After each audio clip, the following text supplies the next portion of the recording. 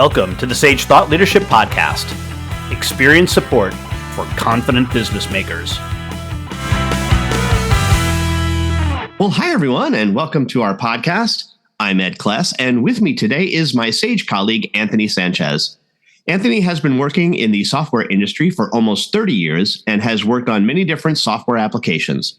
He did his undergraduate work at UC Santa Barbara and his postgraduate studies at the University of Dallas. With a deep experience in both desktop and cloud solutions, Anthony has worked on tax, accounting, and payment solutions with Intuit, Wolters Kluwer, JP Morgan Chase, and is presently the product manager for Sage Fixed Assets. Welcome to the Sage Thought Leadership Podcast, Anthony Sanchez. Hey, Ed. Great to be here. Thanks for having me on. Well, first off, Anthony, why do you do what you do? Well, I've been in product for a long time, and really one of the most gratifying things that I get to do is makes people's life easier through the solutions I've worked on.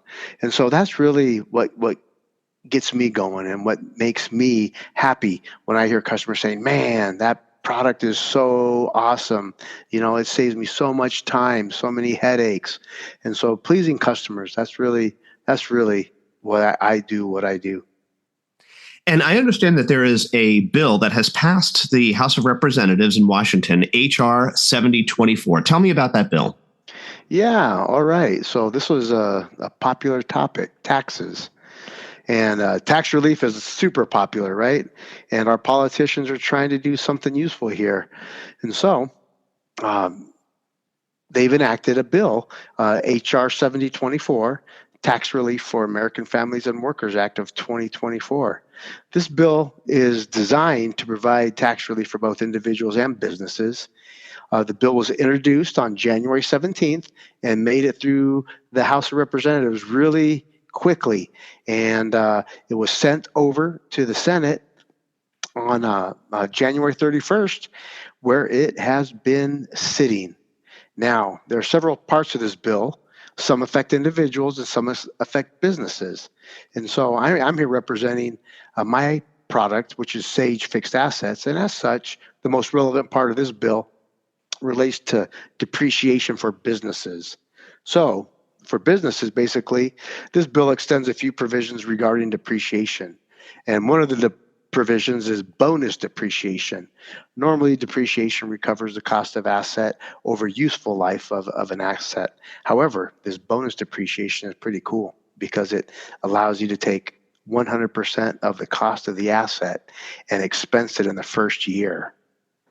And so, if this bill is passed, businesses are going to be able to take advantage of higher amounts of first-year depreciation, otherwise known as bonus depreciation, for tax purposes. And that means that they are going to be able to draw down their taxable income a little bit less and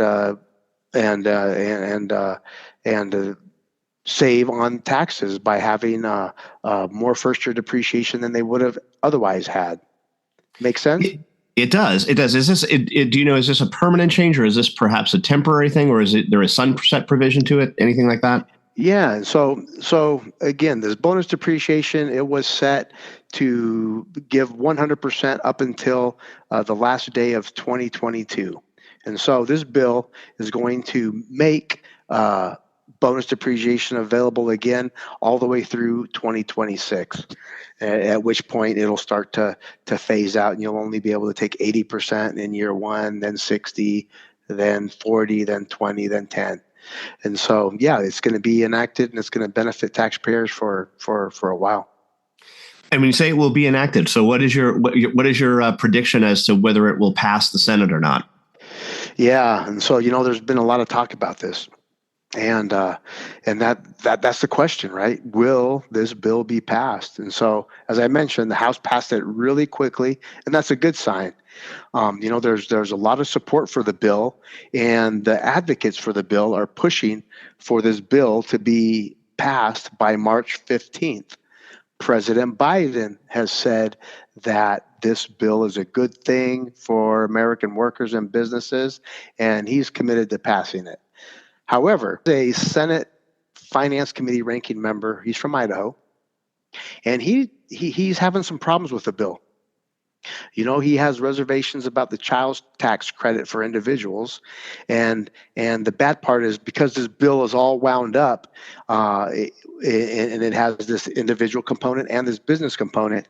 If the bill gets substantially changed, it means it has to go back to the House for another vote, and so. There are some things that might happen. They may be able to make amendments where they can just change parts of the bill that wouldn't make it go back to the House before it gets voted on. But again, if anything is substantial, then it's going to have to require a rewrite. The other thing is that they could really do nothing. They could just sit on it, and the thing is just going to expire.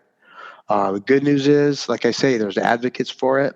President Biden says he likes it, and the IRS has said that they can implement the changes quickly. And so March 15th, that's just right around the corner. And so if we don't hear something from March 15th, by March 15th, then we'll see if it does just die or if there is further action that's going to be taken.